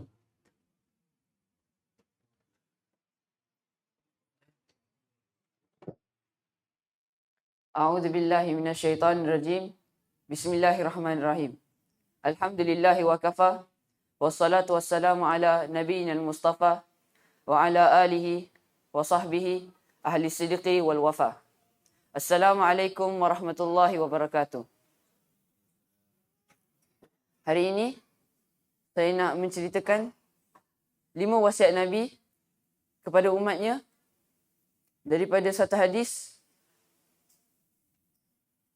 An Abi Hurairah radhiyallahu anhu qala, daripada Abu Hurairah radhiyallahu anhu, semoga Allah meridainya, dia berkata, qala Rasulullah sallallahu alaihi wasallam. Rasulullah sallallahu alaihi wasallam bersabda, man ya'khudhu minni 5 khisalin fayamalu bihinna aw yu'allimuhunna man ya'malu bihinna. Siapa yang nak ambil daripada aku 5 perkara, lalu dia mengamalkannya atau dia mengajarkan sesiapa yang nak mengamalkannya. Okey, setakat ayat ni, setakat persoalan Nabi ni, siapa yang nak ambil daripada dia 5 perkara supaya dia amalkan dan dia mengajarkan kepada orang lain. Setakat ayat ni, apa pengajaran dia? Apa yang pengajaran kita boleh dapat? Ada yang tahu? Okay, pengajaran dia adalah tujuan ilmu, tujuan kita mempelajari ilmu yang sebenar, ilmu yang bermanfaat. Tujuan kita berada di sini sekarang, kita menuntut ilmu adalah supaya kita dapat amalkan. Kita dapat amalkan dan akhirnya kita mengkongsikan. Kita menyampaikan kepada orang lain. Supaya semua dapat manfaat. Kerana ilmu ni bukan untuk kita saja. Kita perlu kongsikan kepada orang. Kita perlu menyampaikan. Itulah ilmu yang bermanfaat, yang sebenar, yang kita minta. Dalam satu hadis, Nabi SAW berdoa, Allahumma fa'ni bima 'allamtani. Ya Allah, manfaatikanlah aku, berilah aku manfaat daripada apa yang kau telah mengajarkan aku. Wa 'allimni ma yanfa'uni. Dan ajarkanlah aku apa yang manfaat bagi aku. Warzuqni ilman yanfa'uni. Dan rezekikanlah aku ilmu yang beri manfaat pada aku. Apa ilmu manfaat? Ilmu yang bermanfaat adalah bila kita amalkan dan sebarkan. Okey. Apa kelebihan orang yang menyampaikan sebenarnya? Nabi SAW bersabda dalam satu hadis, Inna dala ala al-khairi kafa'ili. Sesungguhnya orang yang menunjuk kepada kebaikan adalah seperti orang yang buat kebaikan itu. Apa maksud hadis ni? Maksud hadis ni adalah, contohlah, A dia ajarkan satu amalan kepada B. Dan B bila dia dapat ilmu ni, dia amal. Ataupun B dia menyampaikan kepada orang lain, kepada C, D, E, F, G, semua tu. Setiap orang yang amalkan, A dapat pahala. Sebab A yang mengajarkan dulu. Dan mereka semua mengamalkan hasil daripada penyampaian A tadi. Maka, bila kita nak dapat pahala jariah, setiap kali orang melakukan, kita nak dapat pahala, adalah bila kita menyampaikan ilmu yang kita dah pelajari. Kita mengamalkan, kita menyampaikan. Okay, itulah pengajaran daripada soalan Nabi ni. Kita sambung hadis. Qala Abu Hurairah, berkata Abu Hurairah, faqultu ana ya Rasulullah. Maka aku berkata, aku ya Rasulullah. Aku nak ambil 5 perkara ni. Qala Rasulullah SAW, ittaqil maharib. Takutlah perkara yang haram. Takun pada nas. Kau akan jadi sehamba-hamba manusia kepada Allah. Okay, persoalan. Kenapa Nabi kata, jauhilah daripada kita terjerumus daripada perkara yang haram, takutlah benda yang haram, baru kita akan jadi sehamba-hamba manusia. Barulah sempurna sifat hamba kita kepada Allah. Kenapa Nabi tak kata, jauhi perkara haram, lakukanlah apa yang diwajibkan kepada kita, apa yang diperintahkan. Kenapa Nabi tak kata macam tu? Nabi kata, takut benda haram je.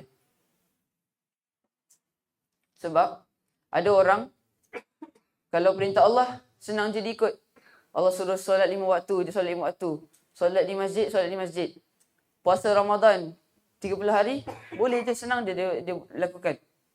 Tapi, kalau benda yang haram, susah dia nak tinggalkan. Jadi kalau benda haram, dia lakukan juga.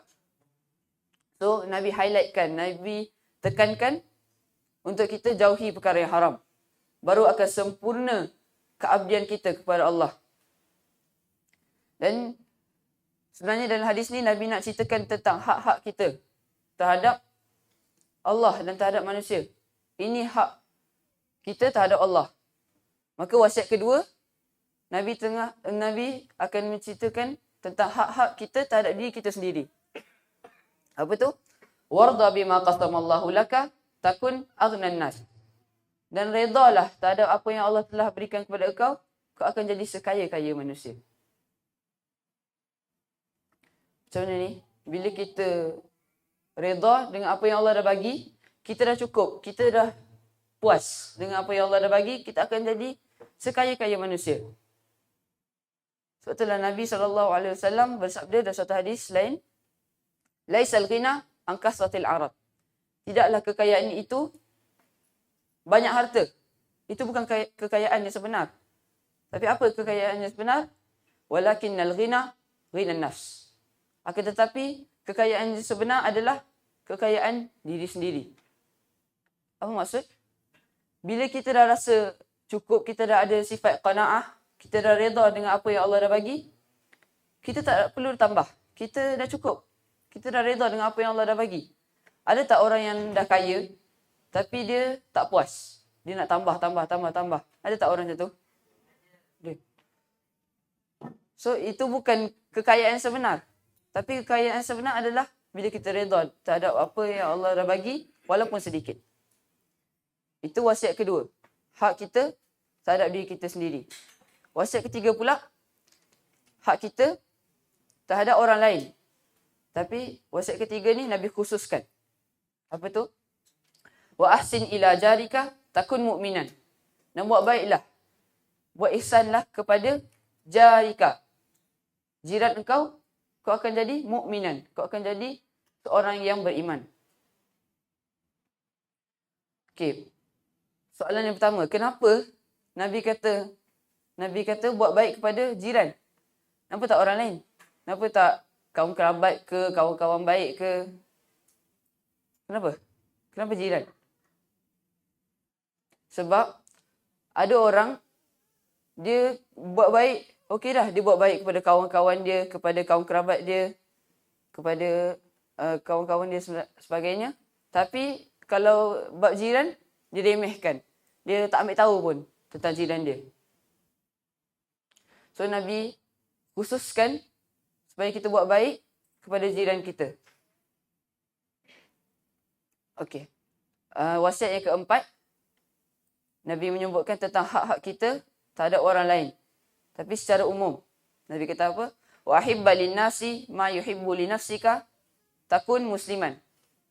Dan sukalah bagi linnas, bagi orang-orang, apa yang kau suka untuk diri sendiri, nescaya kau akan jadi orang yang Islam, orang Muslim. So kalau kita mengaku kita ana Muslim, kita seorang yang Muslim, maka apa kita perlu buat? Kita perlu suka apa yang kita suka pada diri sendiri, kita perlu suka kepada orang lain. Contoh, kita suka hidup yang tenang, kita suka hidup yang selesa. Maka apa kewajipan kita? Kewajipan kita untuk suka kehidupan selesa tu, ketenangan tu pada orang lain. Itu yang keempat. Kelima pula adalah satu perkara yang tak wajib. Tapi kalau kita nak sampai tingkat iman yang tertinggi di sisi Allah, sifat yang termulia, kita perlu buat perkara ini supaya kita dapat mencapai sifat ihsan. Kerana yang empat wasiat pertama tadi adalah wajib ke atas kita. Kita jauhi perkara yang haram, kita redha dengan apa yang Allah dah bagi, kita buat baik kepada jiran, kita buat baik kepada, kita suka apa yang kita suka pada orang lain, apa yang kita suka pada diri sendiri. Itu semua wajib. Tapi yang kelima ni, kalau kita nak capai tingkat iman yang tertinggi, kita perlu buat. Apa dia? Wala tuksirid dhahik. Dan janganlah kau banyak ketawa. Fa inna kasratad dhahiki tumitul qalb. Kenapa? Kerana banyak ketawa akan mematikan hati. Saya nak tanya, kenapa banyak ketawa tu boleh mematikan hati? Siapa tahu? Okey, banyak ketawa ni, kita ketawa tak bila kita belajar qala Allah, qala Rasul? Kita ada ketawa tak? Tak kan? So, banyak ketawa ni tak beri apa-apa manfaat. Dan bila kita buat perkara yang tak bermanfaat, kita buat perkara yang bermanfaat, yang tidak bermanfaat, maka dia akan melalaikan hati kita daripada mengingati Allah. Maka dengan itu Nabi kata, fa inna kasratad dhahiki tumitul qalb. Banyak ketawa akan mematikan hati. InsyaAllah itu saja pada saya hari ini. Semoga Allah berikan kita kekuatan untuk melakukan dengan sebaiknya 5 wasiat tadi. InsyaAllah itu pada saya ni. Assalamualaikum warahmatullahi wabarakatuh. Jazakallah khair wa barakallahu fiik, Ustaz Absar. Kalau sebelum ni kita tunjukkan pelajar-pelajar kita untuk bercakap daripada tadabbur Al-Quran yang mereka belajar. Dan kali ini kita minta dia sampaikan hadis yang mereka belajar.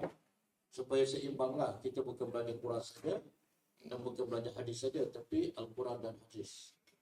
Dan itulah asas kepada kekuatan pendidikan Nabi kita SAW kepada masyarakat Arab Jahiliyah, sehingga dapat dengan Quran dan Sunnah itu dapat Nabi melahirkan masyarakat yang terbaik, khairu ummatin, yang tak akan berulang dalam sejarah.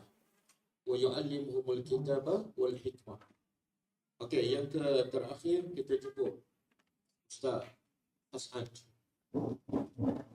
daripada Perak, dan dia adalah kembar kepada Ustaz Hasim. Kembar, dua-duanya masya-Allah hafal 30 juzuk. Biasa kita dengar selama ni yang hafal Quran tak boleh nak sampaikan apa yang dia hafal. Tapi sekarang kita ubah. Apa yang mereka hafal, kita minta faham dan sampaikan. Betul. Bismillahirrahmanirrahim. Alhamdulillahirabbil alamin. Wassalatu wassalamu ala asyrafil anbiya'i wal mursalin wa ala alihi wa sahbihi ajmain. Assalamualaikum warahmatullahi wabarakatuh. Hari ini saya akan sampaikan satu hadis Nabi. An Abi Hurairah radhiyallahu taala anhu qala Rasulullah sallallahu alaihi wasallam, al-mu'minul qawiyyu khairun wa ahabbu ila Allah minal mu'minid dha'if. Orang yang beriman yang kuat lebih baik dan lebih dicintai oleh Allah daripada orang yang beriman yang lemah. Maksud orang yang beriman yang kuat, al-mu'mini dalam dia adalah maksud dia iman. Sebab iman ni adalah asas kekuatan. Bila kita ada asas kekuatan, kita barulah dapat ilmu, fizikal dan lain-lain. Lepas tu, kenapa mukmin lemah ni kurang sikit lebih baik? Sebab dia lemah daripada segi fizikal, ilmu, iman. Wa fi kulli khair. Dan dalam setiap mereka ni ada kebaikan. Al-mu'minul qawi ada kebaikan dia. Al-mu'minul dha'if ada kebaikan dia. Tapi yang Allah lebih cintai adalah al-mu'minul qawi. Orang yang beriman yang kuat. Wa ihris ala ma yanfa'uka. Bersungguh-sungguhlah ke atas apa yang memberi manfaat kepada kamu. Tapi yang ihris ni lebih kepada maksud dia tamak. Seperti dalam firman Allah dalam surah At-Taubah ayat 128. Harisun alaikum bil mu'minina raufur rahim.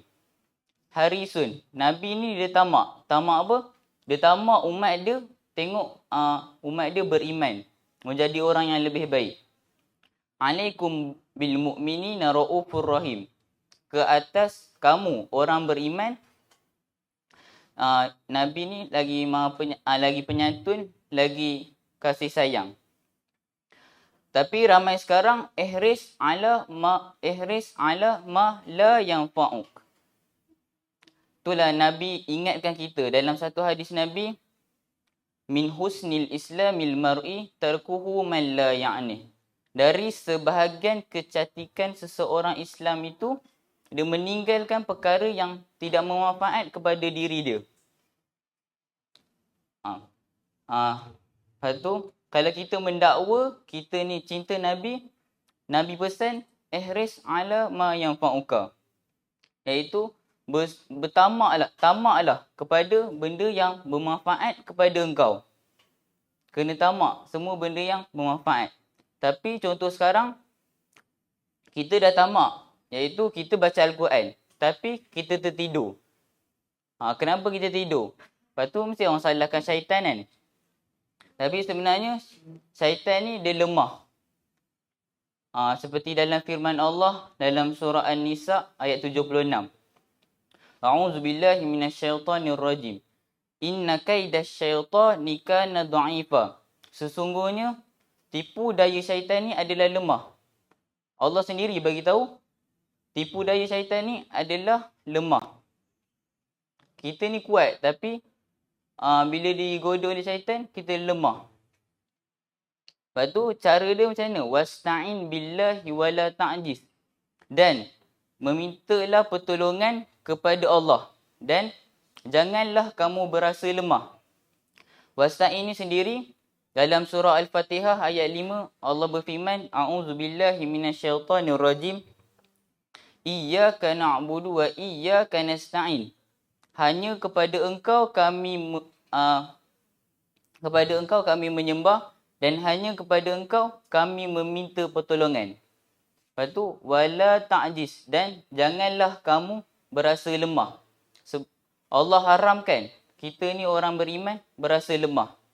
Seperti dalam firman Allah dalam surah Ali Imran ayat 139. Wala tahinu wala tahzanu wa antumul a'launa in kuntum mu'minin. Dan janganlah kamu berasa lemah dan janganlah kamu berasa putus asa. Wa antumul a'launa in kuntum mu'minin, dan engkau adalah orang yang tinggi iaitu darjatnya sekiranya kamu adalah orang yang beriman. Tapi bila kita dah al-mu'minul qawi, kita dah beriman yang kuat, kita dah tamak kepada benda yang manfaat, kita dah meminta pertolongan kepada Allah, lepas tu kita dah tak berasa lemah. Tapi wa in asabaka syai', dan sekiranya kamu ditimpa sesuatu, iaitu umum, musibah, seperti sakit, susah, miskin, fala takul, maka janganlah kamu kata lau anni fa'altu kana kaza wa kaza, kalau aku buat macam ni akan jadi macam ni. Walakin kul, akan tetapi katakanlah qadarullahi wa ma syaa fa'al, ini takdir daripada Allah. Yang Allah kehendaki Allah akan buat. Fa inna law taftahu min amali syaitan, maka sesungguhnya law, kenapa tak boleh sebut kalau? Sebab taftahu min amali syaitan, membuka kepada pintu syaitan. Kemungkinan kita akan tak reda kepada Allah, kita tak ada usaha untuk menjadi orang yang lebih baik, ataupun yang paling teruk, kita sangka buruk atau selalu menyalahkan Allah. Okay, itu saja daripada saya. Semoga kita menjadi al-mu'minul qawi untuk menuntut ilmu, beramal dan sampaikan. Assalamualaikum.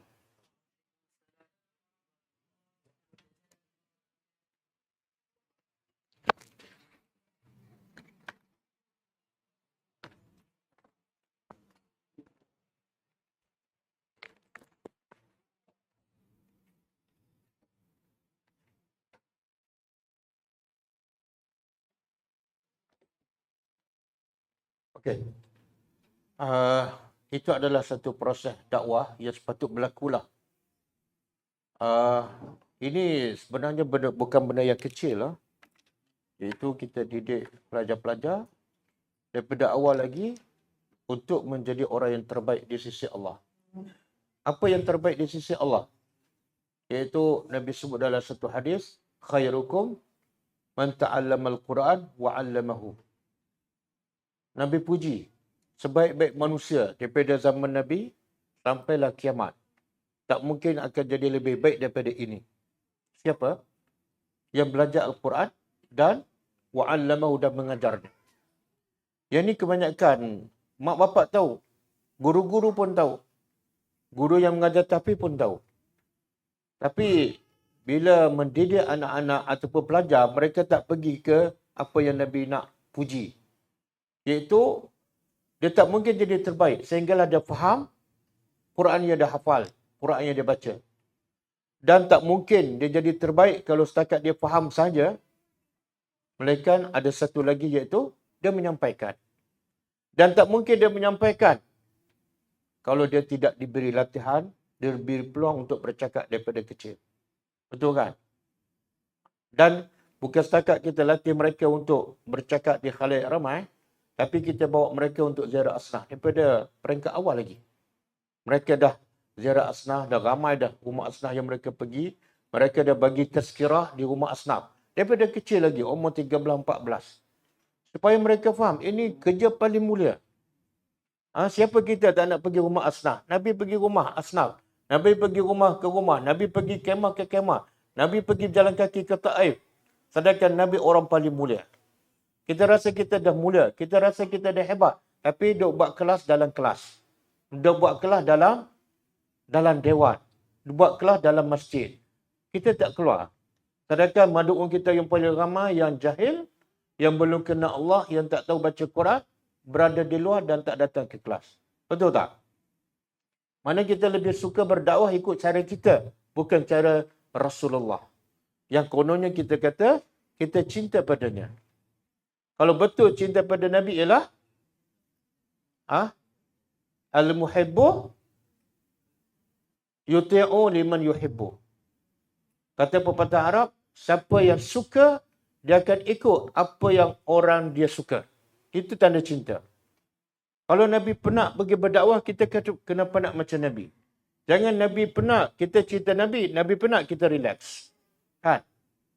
Nabi belajar dan pergi berdakwah kena maki. Kita belajar dan mengajar dapat duit. Dapat pujian. Itu bukan cinta. Jadi insyaAllah kita akan buat perubahan dengan adik-adik ni yang walaupun tak ramai, insyaAllah dia akan mencetuskan perubahan dalam masyarakat kita. Belajar untuk jadi orang paling mulia di sisi Allah. Okey? InsyaAllah. Sekarang kita ada buku. Salah satu cara untuk kita berdakwah ialah kita buat buku poket. Siapa yang nak berdakwah, bukan siapa nak berdakwah, wajib berdakwah. Boleh beli buku poket di belakang tu. Ada buku tajuk dia, kenapa anda wajib solat. Kadang-kadang orang tak solat, bukan dia tak nak solat, tapi tak tahu.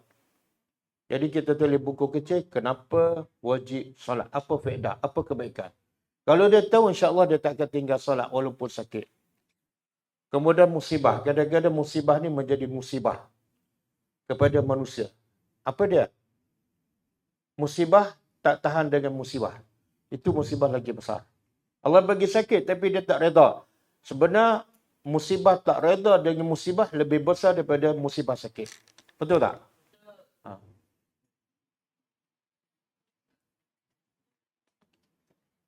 Lepas tu saya sebut semalam, apa kata ulama?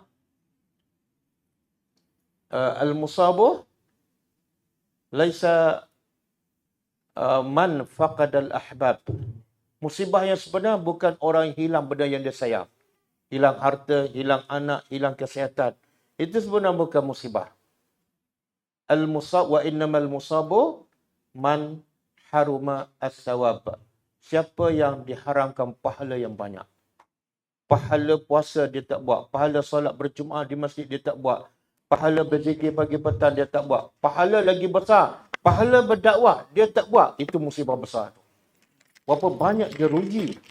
Sebab dia tak buat kerja yang terbaik dan kerja yang paling besar pahalanya. Kenapa? Sebab mereka tak faham. Jadi sebab itulah Nabi sentiasa meraja Al-Quran di bulan Ramadan untuk apa? Untuk mencari tenaga baru untuk berdakwah selepas Ramadan. Jangan pulung baca Quran bulan Ramadan. Khatam bulan Ramadan. Lepas Ramadan, bukan setakat tak berdakwah, Quran pun ditutup. Itu bukan sunnah Nabi. Itu bukan sunnah Nabi. Jadi salah satu kita nak berdakwah, beli buku poket ni dan bagi pada sesiapa sahaja. Berapa ramai yang miskin, ditimpa musibah dan bagi dia musibah itu yang paling besar. Bukan. Musibah paling besar dia tak kenal Tuhan, dia tak solat. Boleh bagi buku ni. Buku pasal syirik. Buku doa zikir pagi petang. Kadang-kadang pendakwah pun tak baca doa. 72 doa zikir harian. Doa pakai baju, doa bila petir, doa bila hujan, doa bila bersih, doa bila orang bagi makan pada kita. Kadang-kadang pendakwah pun tak baca. Kita yang pertama kena amalkan. Buku kepentingan tadabbur Al-Quran. Sebelum kita nak bagi faham pada madu'un kita, pentingnya tadabbur Al-Quran, kita kena faham. Kita kena tahu apa dalilnya. Zikir pagi petang. Ni. Kadang-kadang ramai yang belajar agama tak amal pun zikir pagi petang. Macam mana kita nak minta madu'un kita berzikir pagi dan petang. Buku solat berjemaah. Jadikan bulan Ramadan sebagai permulaan untuk kita dekat dengan rumah Allah melalui solat Jumaat 5 waktu. Kadang-kadang ada juga yang berdakwah tapi tak jaga solat 5 waktu berjemaah di masjid bagi lelaki. Buku sifat solat Nabi, siap bergambar. Buku pasal matlamat hidup. Dan ada dua versi, satu bahasa Melayu, satu bahasa Inggeris. Ini buku bahasa Ramadan.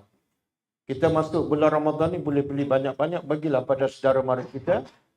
Baca untuk anak-anak kita, bagi pada jiran kita, bagi pada madu'un kita. Semua buku ni harganya RM5. Dan ini termasuk sedekah. Bahkan sedekah bagi makan dengan sedekah bagi ilmu yang paling besar manfaat ialah sedekah bagi ilmu. Kadang-kadang dengan buku yang kita bagi, dia faham agama, dia berubah akhlaknya, dia beramal soleh. Semua pahala dia kita dapat.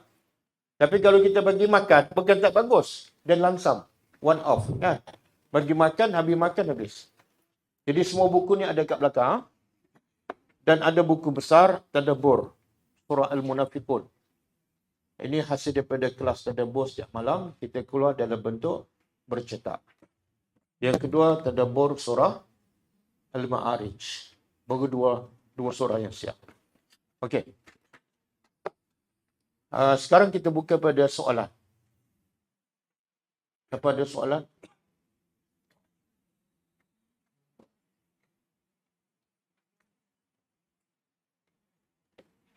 Silakan. Bagus. Sekejap.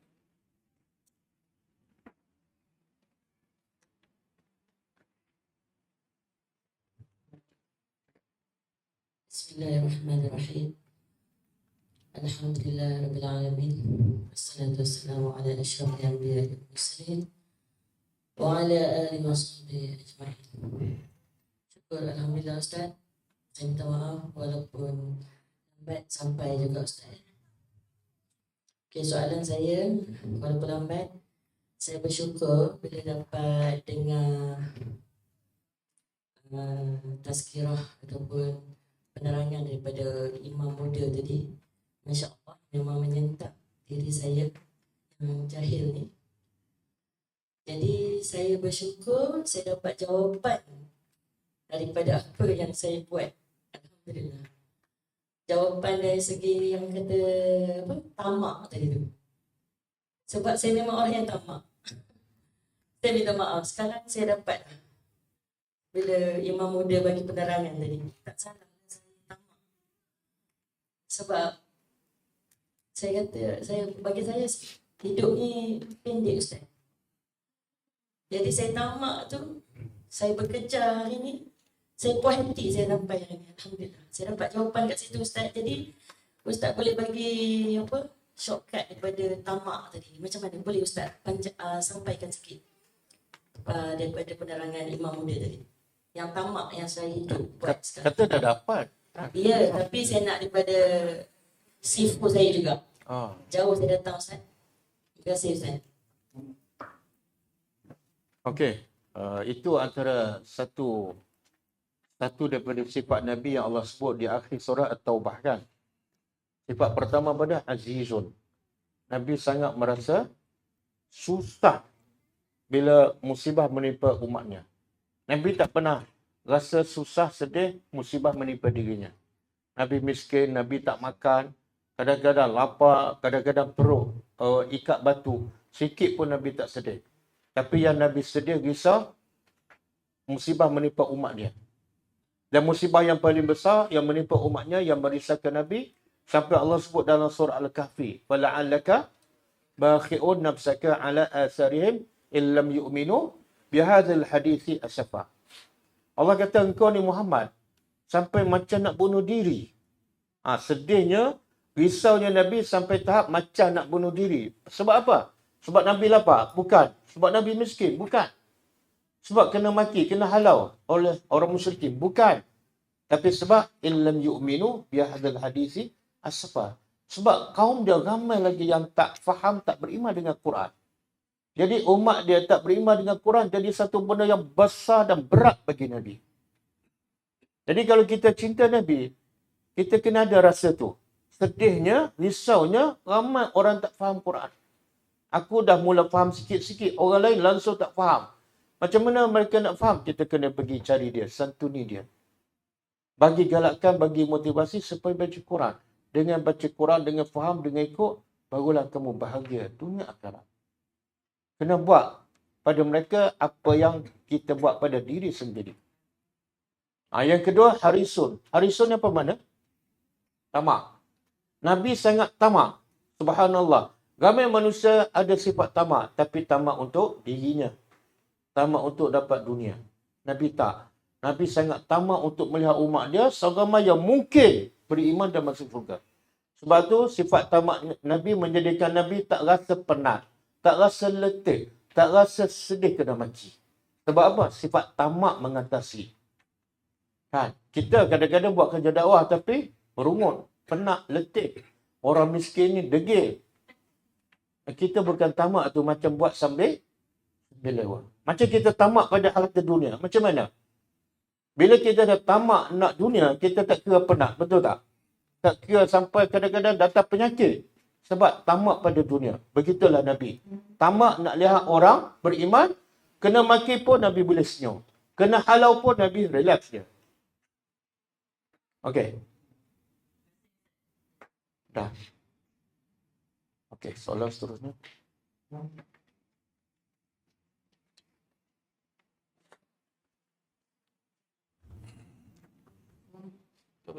Boleh cakap dia. Cakap je. Assalamualaikum Ustaz. Waalaikumsalam. Saya nak tanya untuk perempuan, solat tahajud tu, dia baik di rumah atau di masjid? Terawih. Solat tarawih. Ya. Okey, itu je. Okey. Nabi sebut dalam satu hadis, afdalu salatil mar'ati fi baitiha. Sebaik-baik solat wanita ialah di rumahnya. Solat apa? Solat fardu.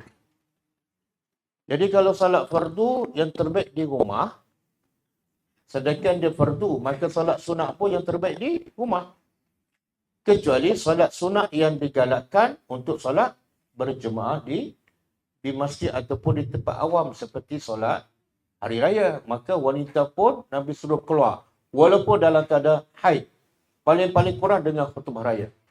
Jadi ada solat sunat, Nabi suruh solat di luar. Ada solat sunat, Nabi kata terbaik di rumah bagi wanita. Okey? Jadi solat tarawih ni mana yang terbaik untuk kita? Kalau kita solat di masjid, lebih khusyuk sebab dengan imam baca surah panjang, suara pun sedap kan? Solat kita lebih berkualiti, kita pun boleh berdiri lama dibanding dengan rumah, solat sorang-sorang, baca surah yang sama, tak ada perasaan kan, mengantuk. Maka kita pilih yang berkualiti. Sebab Allah menilai solat bergantung apa? Qad aflahal mu'minun allazina hum fi salatihim.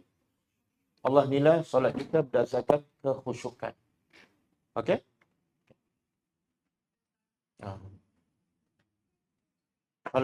Soalan lain?